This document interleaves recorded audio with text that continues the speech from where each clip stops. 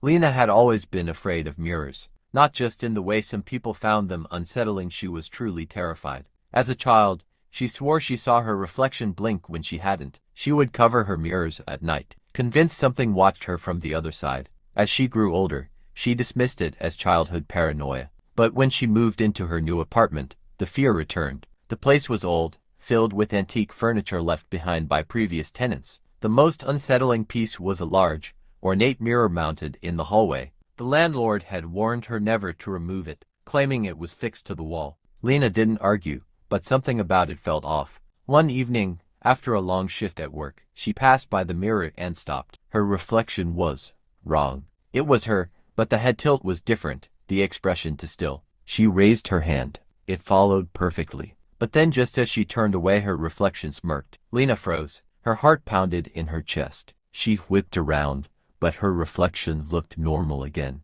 "You're just exhausted," she muttered, shaking it off. That night, she woke to a soft tap, tap, tap. Her eyes darted around the dark room. The sound was coming from the hallway. Tap, tap, tap. Lena sat up, her pulse hammering. The mirror. Holding her breath, she crept towards the hallway. The dim light from the street cast eerie shadows on the walls. The mirror stood still, yet she swore she saw movement inside it. Then, her reflection stepped forward. Lena screamed and staggered back. The reflection didn't. It stood still, watching, and then without Lena moving, its lips curled into a whisper. "Let me out." Her body turned cold. She sprinted back to her room and slammed the door. She barely slept, her mind racing.